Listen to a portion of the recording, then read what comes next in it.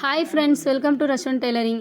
இப்போ நம்ம பார்த்துட்டு இருக்கோம் இல்லையா, அதுதான் வந்து தொழு உரம்னு சொல்லுவோம், மாட்டு சாணம்னு சொல்லுவோம். இதை கொண்டு நம்ம கொல்லையில் கொட்டுறதுக்காக தான் இப்போ ஆளை வச்சு அள்ளிட்டு இருக்கோம். இது வந்து நம்ம இப்போ 4 வண்டி அள்ளி கொட்ட போகிறோம். வந்து அரை ஏக்கருக்கு 4 வண்டி கொட்டுறோம். நமக்கு மினிமம் ஒரு 3 வண்டி 2 வண்டி கொட்டினாலே போதும்.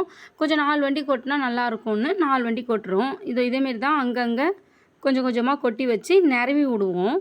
அப்படி நிறைவு விட்டால் தான் வந்து ஒத்தாப்பெல்லாம் இல்லாமல் எட்டக எட்டக இருக்கும். எப்படி நிறைவு விடுவாங்கன்னா, நம்ம வாசலில் தண்ணி தெளிப்போம் இல்லையா, அதுமாதிரி தெளித்த மாரி ஃபுல்லாக கொல்லை ஃபுல்லாக நிறைவு விடுவாங்க. இது எதுக்காக நிறைவு விட்றாங்கன்னா, நம்ம மல்லாட்டை போட்டது பிறகு ஒரு 150 90 நாளில் நம்ம வந்து இப்போ மல்லாட்டை பிடுங்குறோம் இல்லையா, அதோடைக்குமே நமக்கு வந்து இந்த உரம் வந்து அது சத்தை இழுத்து மல்லாட்டை செடிக்கு கொடுத்துக்கிட்டே இருக்கும். அதனால தான் ஃபஸ்ட்டு இயற்கை உரம் வந்து நம்ம யூஸ் பண்ணணும்னு சொல்லுவாங்க. இந்த இயற்கை உரம் நம்ம யூஸ் பண்ணக்குள்ளே நமக்கு என்னென்ன பெனிஃபிட்டுனா, ஒன்று வந்து தண்ணி பாசனோன்னா கொஞ்சம் சீக்கிரமாக காயாமல் இருக்கும். அடுத்து வந்து சீக்கிரமாக வந்து நமக்கு சத்தை இழுத்துக்கிட்டு செடி வளராமல் கொஞ்சம் கொஞ்சமாக சத்தை இழுத்துக்கிட்டு செடி வளரும். இப்போ கொஞ்சம் நேரத்துக்கு முன்னாடி காமிச்சோம் இல்லையா மரம்லாம், அந்த மரத்துலலாம் வந்து கிளையெல்லாம் வெட்டி விட்டுறணும். வெட்டி விட்டால் மட்டும்தான் நம்ம மல்லாட்டை போட்டோன்னா கீழே பிடுங்கி பார்த்தா மல்லாட்டை இருக்கும். இல்லைன்னா செடி தான் வந்து நல்லா அடம்பாக இருக்கும். அப்படி அடம்பாக இருக்கும், நல்லா பெரிய செடியாக இருக்குன்னு நம்ம ஆசையாக போய் மல்லாட்டையை பிடுங்கணுன்னா மல்லாட்டை இருக்காது, செடி மட்டும்தான் இருக்கும். நம்ம வந்து ஒரு கொஞ்சம் கொஞ்சமாக கொட்டி வச்சு இதேமாரி நிறவணுன்னா ஈஸியாக இருக்கும். கொல்லையில் ஒரு வண்டி ஃபுல்லாக ஒரே இடத்துல கொட்டி நம்மளுக்கு நிறவணுன்னா ஆள் கூலியும் அதிகமாக போகும், நம்ம நிறவுறதுக்கும் கொஞ்சம் கஷ்டமாக இருக்கும். இந்த சைடெலாம் நம்ம மல்லாட்டை போட்டாச்சு. இன்னும் பக்கத்தில் தான் நம்ம மல்லாட்டை போடலை. இது வந்து போன வீடியோவிலே நான் காமிச்சிருப்பேன். இந்த பக்கத்தில் தான் இன்னும் மல்லாட்டை போடலை. நாளைக்கு உங்களுக்கு நான் லைவ் போடுறேன், எப்படி மல்லாட்டை போடுறாங்க, எப்படி விரை நேர்த்தி பண்ணுறாங்க, எப்படி மல்லாட்டை போடுறாங்க. மல்லாட்டை வந்து களைவெட்டை வச்சு தான் நம்ம போடுவோம். ஆளுக்கு வந்து ஒரு பொடி அப்படின்னு அளந்து கொடுப்போம். அந்த ஒரு பொடி போட்டுட்டு இன்னொரு பொடியை வாங்கி மல்லாட்டை போடுவாங்க. இப்போ வந்து ஒரு மரக்கா போட்டோன்னா நம்ம 60 ரூபா வரைக்கும் அமௌண்ட்டு தரோம்.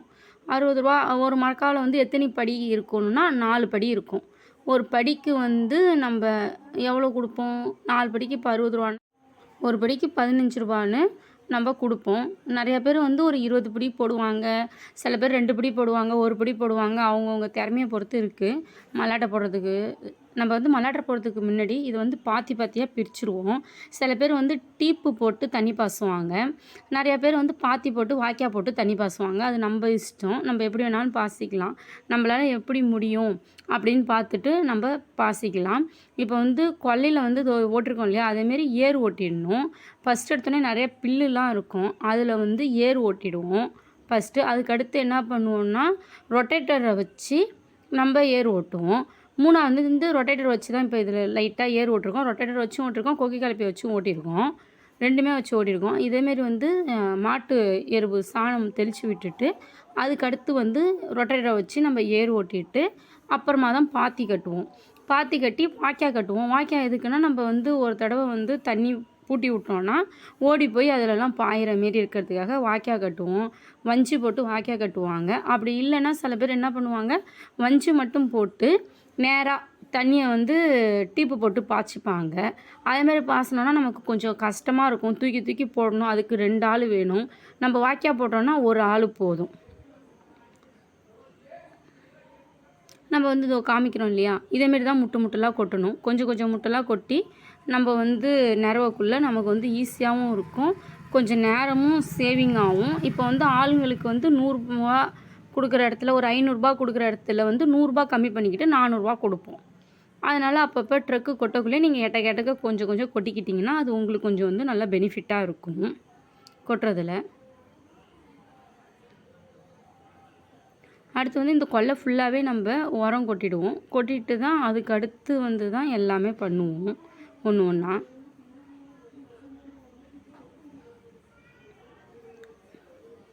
விவசாயம் பண்ணுறது கொஞ்சம் கஷ்டம்தான், ஆனால் நம்ம கரெக்டாக விவசாயம் பண்ணிட்டோன்னா விவசாயத்தில் நல்ல பெனிஃபிட் இருக்கும்.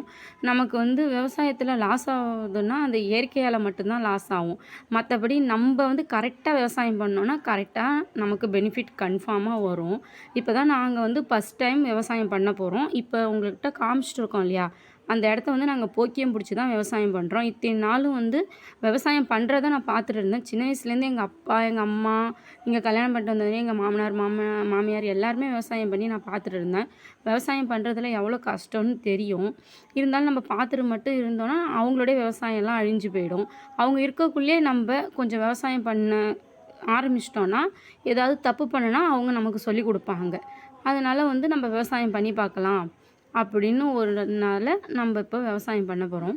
அது மட்டும் இல்லாம, இப்போ நம்ம விவசாயம் செஞ்சா தான் அடுத்து வந்து நம்ம பசங்கலாம், ஓ! அம்மா, அப்பா விவசாயம் செய்கிறாங்க, நம்மளும் கொஞ்சம் பார்க்கலாம். அடுத்த தலைமுறையும் விவசாயம் பண்ணணும். அப்படி இல்லைன்னா நம்மளோடயே முடிஞ்சிச்சுன்னா அடுத்த தலைமுறைக்கு எப்படி போகும் விவசாயங்கிறது? விவசாயங்கிறது ரொம்ப முக்கியமான ஒன்று. நம்ம சாப்பிட்ற உணவு இப்போ வந்து நம்ம கடையில் போய் வாங்கிக்கலாம் எவ்வளோ வேணாலும். ஆனால் அவங்க என்னென்ன மருந்து கலக்குறாங்க, என்னென்ன பண்ணுறாங்க, என்னென்ன செய்கிறாங்க அப்படின்னு நமக்கு தெரியாது. இப்போ நம்ம முடிஞ்ச அளவுக்கு இயற்கை உரம், இயற்கை கொஞ்சம் மருந்து அதை யூஸ் பண்ணி நம்ம விவசாயம் பண்ணிக்கலாம். நம்ம பார்த்து நமக்கு இப்போ வந்து இந்த மல்லாட்டை எடுத்து நம்ம எண்ணெய் அடிப்போம். எண்ணெய் ஆடி நம்ம வச்சுப்போம். அது வந்து எந்த ஒரு கலப்படமும் பண்ண மாட்டோம். நம்ம ஆடுறதால. இதே வந்து கடையில போய் வாங்குறோம். எல்லாருமே கலப்படம் பண்ணுறாங்கன்னு நான் சொல்லல. கடையில போய் ஏதோ வாங்குறோம் எண்ணெய்ங்கிறது, அதில கொஞ்சம் கலப்படம் இருக்கும் இல்லையா? அதனால நம்பளே விவசாயம் பண்ணா நல்லது. எல்லாருமே விவசாயம் பண்ண ட்ரை பண்ணுங்க.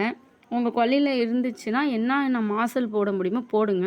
இது மணலா இருக்கிறதால நாங்க மருளி போடுவோம், மல்லாட்டை போடுவோம், பனங்கிழங்கு, அதுமாரி மருளில என்னென்ன விளையுதோ கம்பு, கெவுரு அதேமாரி எல்லாம் போடுவோம். அதுமாரி உங்க கொல்லையில என்னென்ன விளையுதோ அத ட்ரை பண்ணி